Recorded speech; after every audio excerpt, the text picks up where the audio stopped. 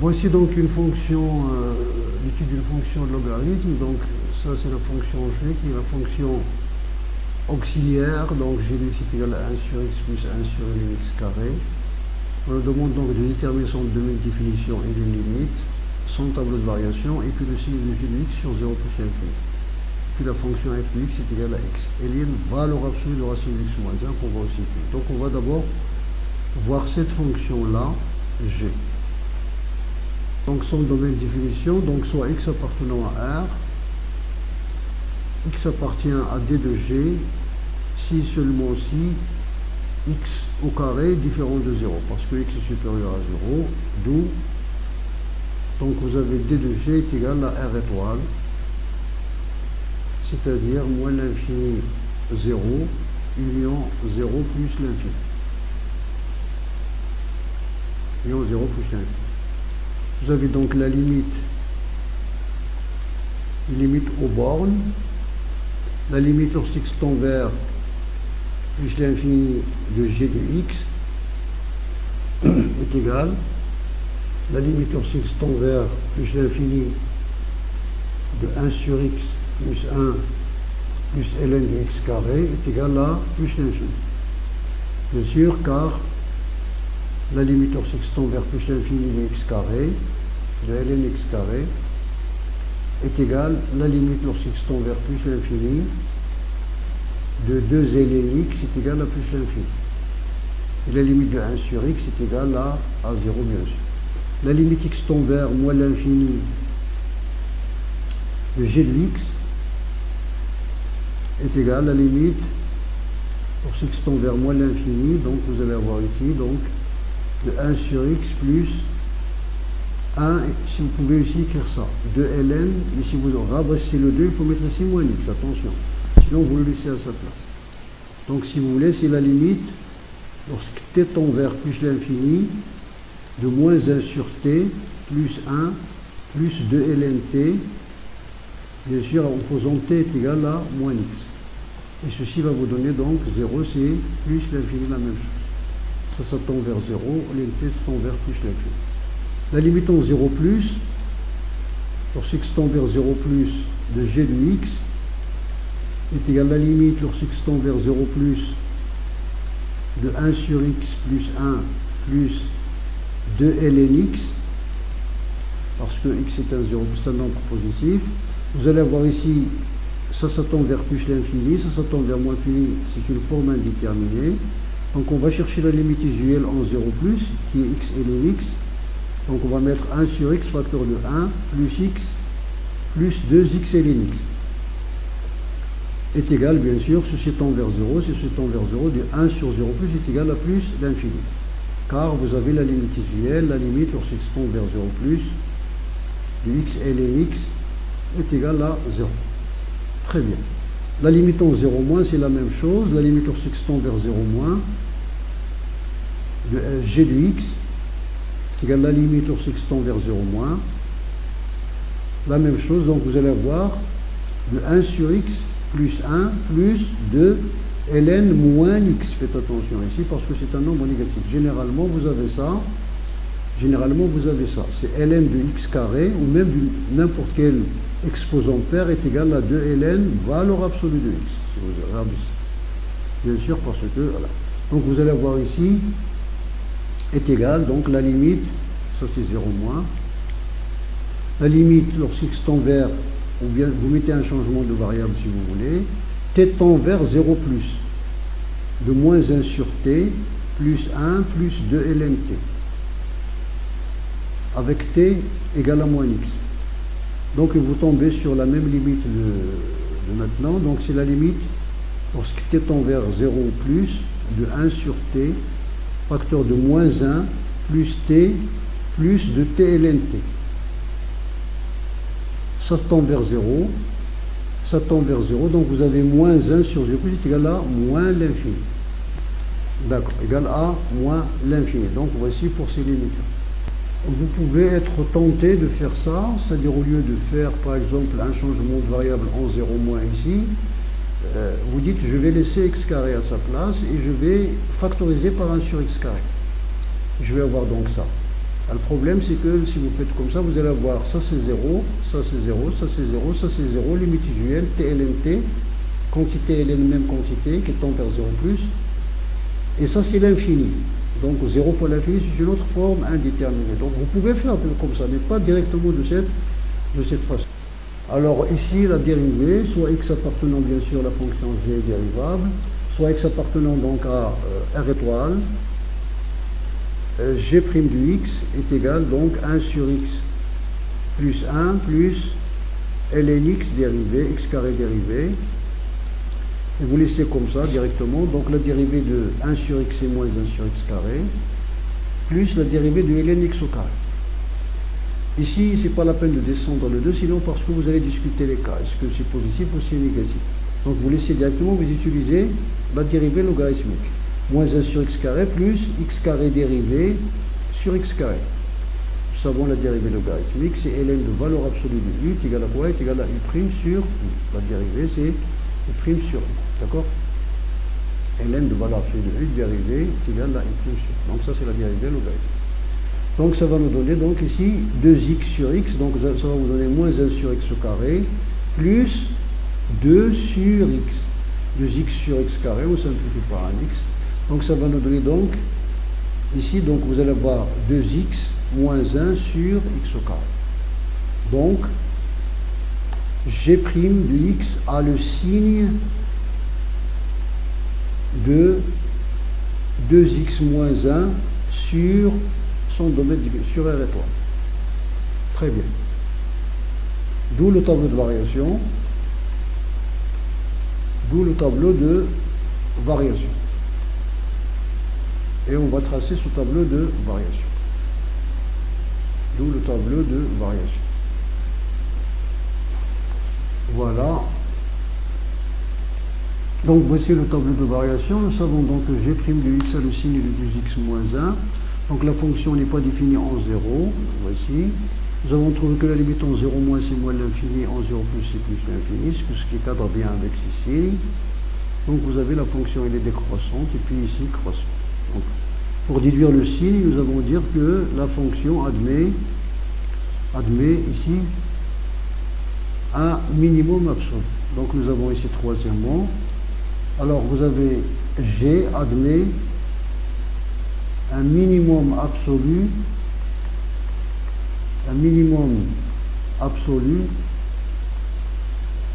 sur, bien sûr, en x0 égale à 1 demi, sur l'intervalle, sur 0 plus l'infini.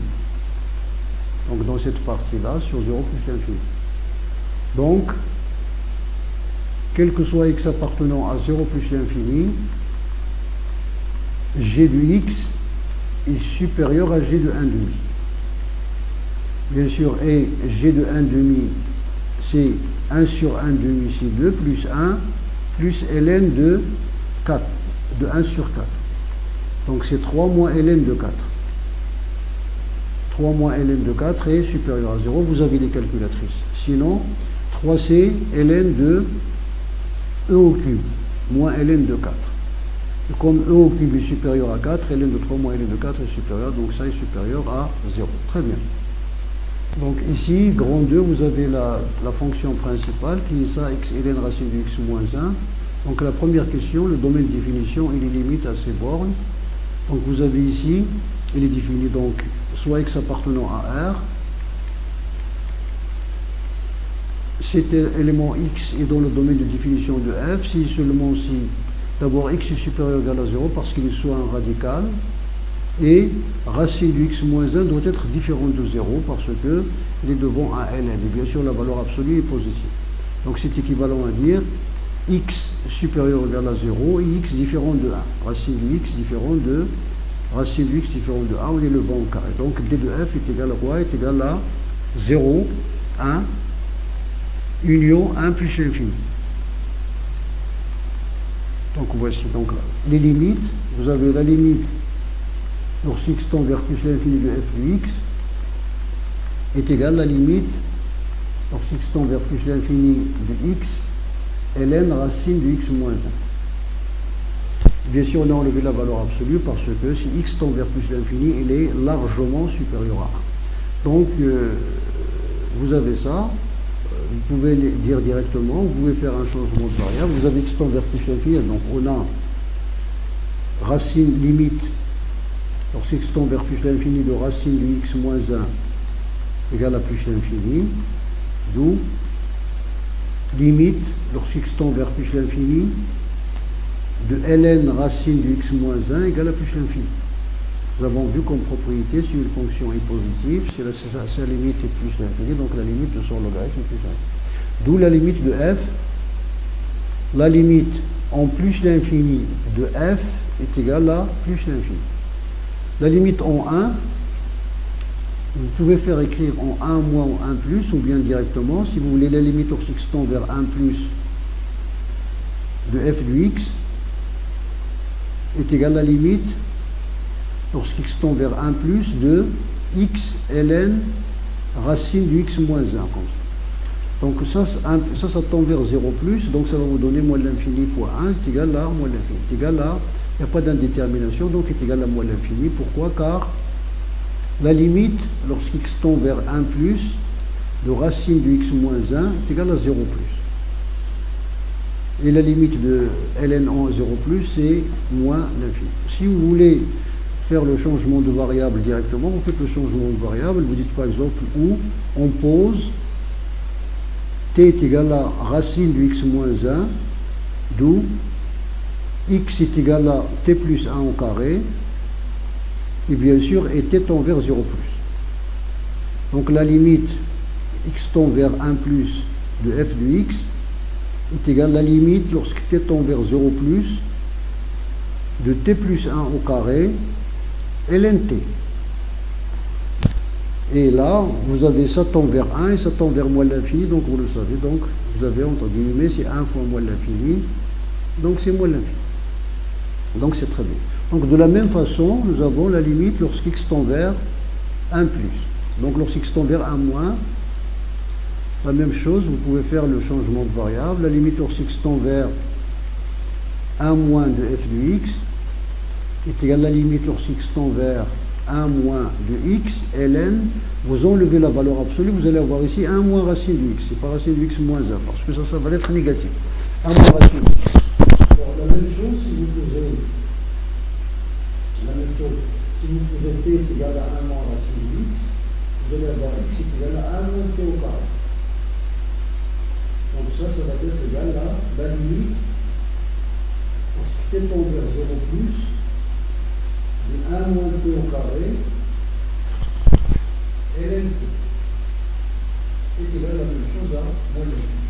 Vous pouvez aussi être tenté de dire directement la limite lorsqu'x tend vers 1 directement, c'est-à-dire 1 plus 1 moins 1 de f de x égale à la limite lorsqu'x tend vers 1 de x ln valeur absolue de racine de x moins 1. Et vous dites que cette limite de valeur absolue de racine de x moins 1 est égale à 0 plus, égal à 0. La limite lorsqu'x tend vers 1 de valeur absolue de racine de x moins 1 est égale à 0 plus, donc vous avez cette limite directement. Donc ça. Alors les branches infinies, donc on va commencer par ce qui sont simples, c'est-à-dire qui nécessitent qu'une lecture, directement. Nous avons une limite lorsqu'x tend vers 1 de f de x est égal à l'infini, d'où c de f admet la symptote verticale,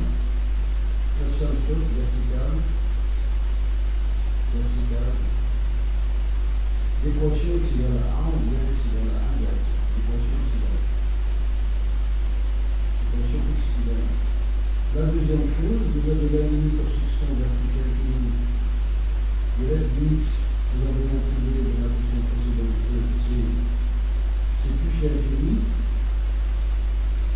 Et la limite lorsqu'x tend vers plus l'infini de f de x sur x, il y a la limite lorsqu'x tend vers plus l'infini de ln racine de x moins 1 égale à plus l'infini, vous avez multiplié, donc c'est de f à au voisinage de plus l'infini une branche parabolique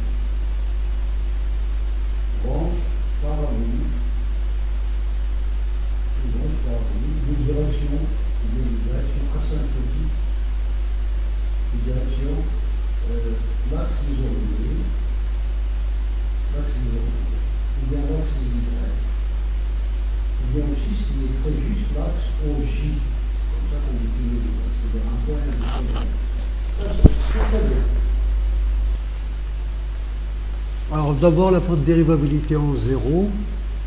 Donc vous avez la limite lorsqu'x tend vers 0 plus de f du x moins f de 0 sur x. F de 0 c'est 0 fois ln de 1. Donc est égal donc à limite lorsqu'x tend vers 0 plus de x ln racine de x moins 1 sur x est égal donc à ln de 1 égale à 0. Donc f est dérivable à droite de 0, et le nombre dérivé à droite de 0 égale à 0. Ce n'est pas demandé, mais vous voulez l'interprétation graphique, donc la courbe C de f admet au point, bien sûr, O de 0, 0, c'est l'origine du repère, E, O, une demi-tangente. Une demi-tangente définie par donc ce système-là. Donc vous avez x supérieur à 0, nous sommes à la droite, et vous avez y est égal à x moins 0, le nombre dérivé à droite de 0, plus l'image de 0, et tout ça c'est 0. Donc c'est l'axe des abscisses. Donc la question B c'est la dérivée, donc pour tout x appartenant donc à 0, 1, union 1 plus l'infini, bien sûr on a exclu le 0 parce qu'on a étudié la dérivabilité, vous avez f' du x est égal à x ln de valeur absolue de racine de x moins 1 dérivée. C'est la dérivée du produit, la dérivée du x c'est 1 multiplié par ln de racine de x moins 1 plus, vous avez ici x multiplié par, ça c'est la dérivée logarithmique comme nous avons dit, donc vous allez avoir racine de x moins 1 dérivée sur racine de x moins 1. Donc est égal à ln de racine de x moins 1 plus x multiplié par 1 sur 2 racines de x sur racine de x moins 1. Donc vous simplifiez par le racine de x. Il vous reste ici donc racine de x sur 2 facteurs de racine de x moins 1. Alors on nous demande donc le signe sur l'intervalle 0,1. Sur l'intervalle 0,1. Donc pour tout x, quel que soit x appartenant à 0,1, vous allez avoir donc 0 est inférieur à racine de x est inférieur à 1, d'où donc vous allez avoir racine de x moins 1 y compris entre moins 1 et 0. Donc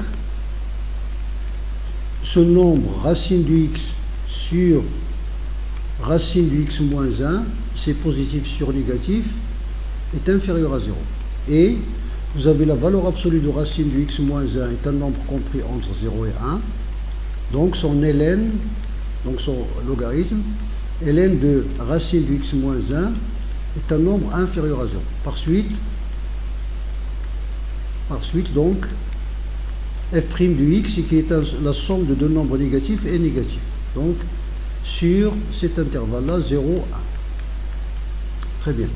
Et nous avons sur l'intervalle, soit x appartenant à 1 plus l'infini, f' du x tel que nous l'avons calculé, c'est ça, donc c'est ln de, d'abord on enlève la valeur absolue parce que x est supérieur à 1, plus racine du x sur 2 racines de x moins 1. Donc on va multiplier les deux membres par 2. 2f' du x est égal à quoi? Est égal à 2 ln de racine de x moins 1. Ici le 2 va se simplifier, plus, donc ici je vais retrancher 1 et l'ajouter sur racine de x moins 1. Le 2 on l'a simplifié en multipliant les deux membres par 2. Est égal à quoi? Donc est égal à ln de racine de x moins 1 au carré, plus racine de x moins 1 ici. Donc racine de x moins 1 sur racine de x moins 1, ça va nous donner 1, plus 1 sur racine de x moins 1. Donc est égal à quoi? Est égal à, ça c'est, si vous voyez la fonction g de x, vous avez g de x est égal à quoi? G de x est égal à 1 sur x plus 1 plus ln de x au carré, Donc c'est comme si vous avez remplacé x par racine de x moins 1. Donc c'est g de racine de x moins 1. G de racine de x moins 1. Bien, maintenant on va déduire le signe. Alors quand vous avez comme x est supérieur à 1, alors racine de x moins 1 est supérieure à 0. Donc puisque x racine est supérieure à 0, donc racine de x moins 1 est 0, ça veut dire que g de x, d'où, d'après la question grand 1, la question grand 1, 3, g de racine de x moins 1 est supérieur strictement à 0. Dans la question grand 3 nous a dit que g de x est supérieur à 0, que ce soit x ou x carré, c'est-à-dire g de quelque chose de positif, g de quelque chose de positif doit être supérieur à 0, y compris celui-là, c'est très bien. Donc ici, nous avons le tableau de variation, puisque vous avez votre fonction, d'après la question 3b, f' de x est inférieur à 0 sur 0,1.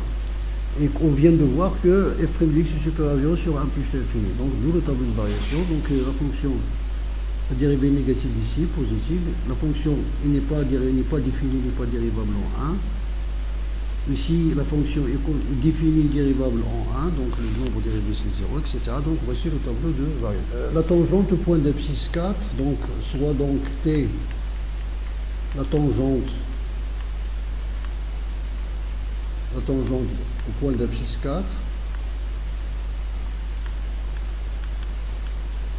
4, vous allez avoir t a pour équation y est égal à x moins 4 multiplié par f' de 4 plus f de 4. Et f de 4 est égal à 0. f de 4 est égal à 4 ln de 2 moins 1 en valeur absolue. Donc ln de 2 moins 1, c'est 1 égal à 0. Donc y est égal à quoi? X moins 4. X moins 4 multiplié par 1 demi, si vous voulez, g de 4. Si vous voulez utiliser la dérivée, c'est g de 4. Si vous voulez, g de 4. Et g de 4, vous avez, c'est donc est égal g de 4. Donc vous avez, pardon, c'est pas g de 4, c'est g de racine de 4. Nous avons trouvé ici que f' de x est égal à 1 demi g de racine de x moins 1. Donc f' de 4, c'est g de racine de 4 moins 1. Racine de 4, c'est 2 moins 1, c'est 1. Donc g de racine de 4 moins 1, c'est g de 1. Donc est égal à x moins 4, 1 demi x moins 4, g de 1. Si vous avez g de 1, c'est g de 1, c'est donc c'est 1 sur 1 plus ln de 1, c'est-à-dire 2. Donc est égal à quoi? Donc g de 1 c'est 2, donc ça vous donne un x moins 4. Et en même temps, nous avons ici, ça me met donc la puce à l'oreille, on sait que la courbe coupe l'axe des abscisses au point d'abscisse 4. Alors ici, soit h, la restriction de f sur 1 plus l'infini, ou encore h, f restreint sur 1 plus l'infini. Nous avons h et continu, donc ça c'est intervalle CI, on les a appelés. H est continu sur I comme restriction d'une fonction dérivable. Si une fonction donc est dérivable, elle est continue. Et comme c'est la restriction d'une fonction dérivable, donc elle est elle-même dérivable et elle est continue. Une fonction dérivable. Donc sans utiliser les opérations sur les fonctions continues. Donc ça c'est le premier point. Deuxième point, H est strictement croissante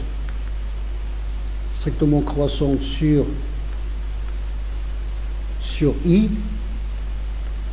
Donc d'après cinquièmement, d'après le quatrièmement B, donc H admet une réciproque H-1 définie sur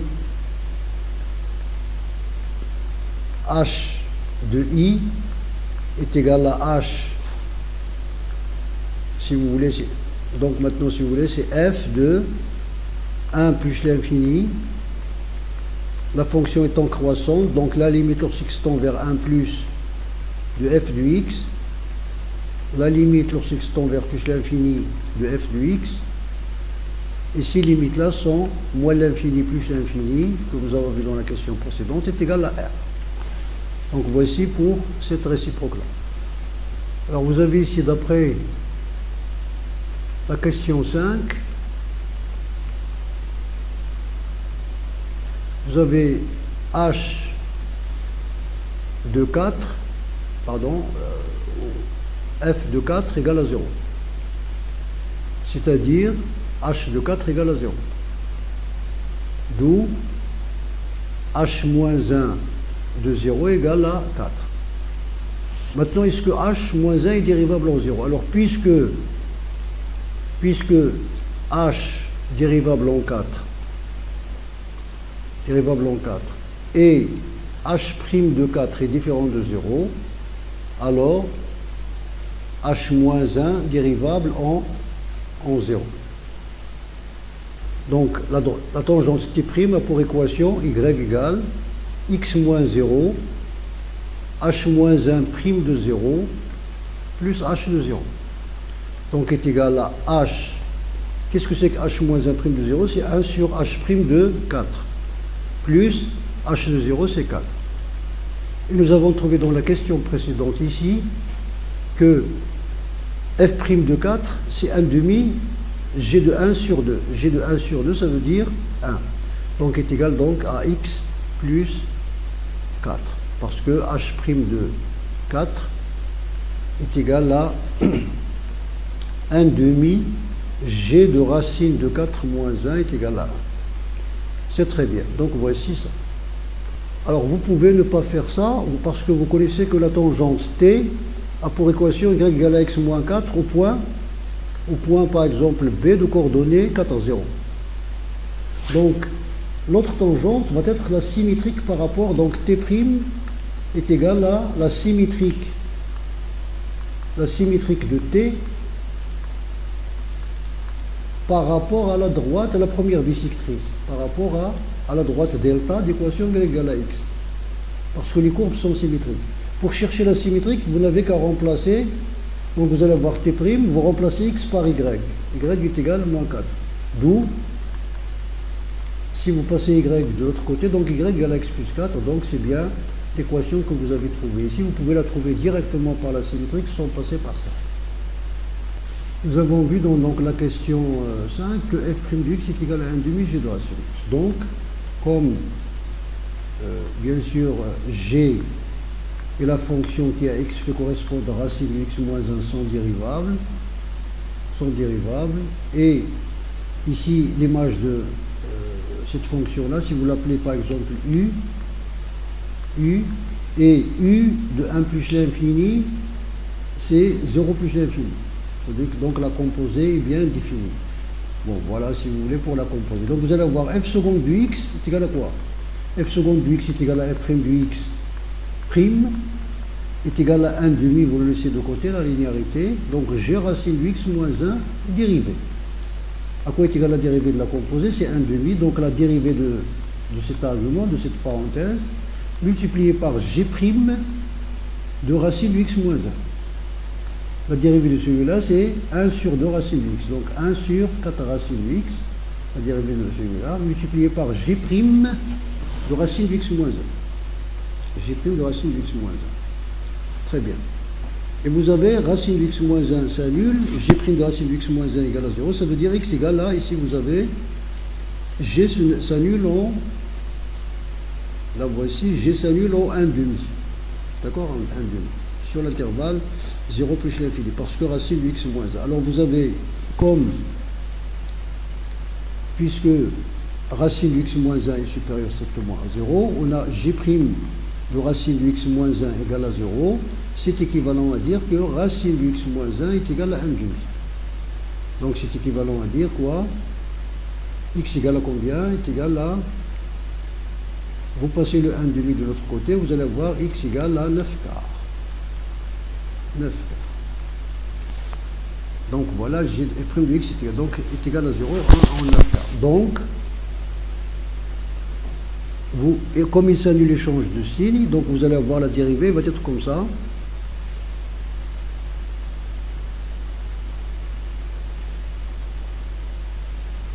Vous avez bien sûr f de ln, ça, 9 quarts, c'est ça, moins 9 ln de 2.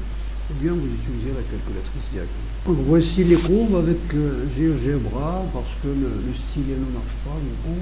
Donc vous avez ça, c'est la courbe de f, c'est la courbe CF,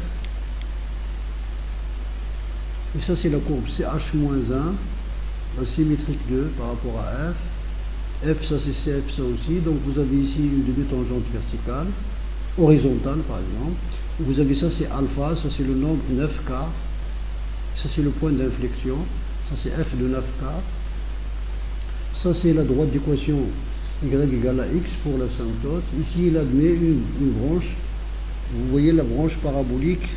Il va couper, hein, la courbe va couper vers 14, il va couper l'axe, la courbe va couper vers 14, la droite d'équation égale à x, et il va vers la branche parabolique. Comme cette courbe aussi symétrique va couper vers 14 ici, il va avoir une branche parabolique de direction l'axe x, parce que l'une, il va être comme ça, il a une inflexion, il se coupe, et il va couper l'axe ici, il va avoir la branche parabolique. Il va couper quelque part ici, vers 14 ici, il va couper. L'autre, la symétrique, il va couper par là, il va revenir de ce côté-là pour avoir la branche parabolique de direction l'axe x. Donc voici généralement votre courbe, voici le point d'inflexion, etc. Donc c'est très bien. Bon, j'aimerais bien la tracer comme sur le tableau, mais avec le stylet, ça ne marche pas. J'arrive pas à faire des courbes. Très bien. Donc voici, j'espère que ça va vous intéresser.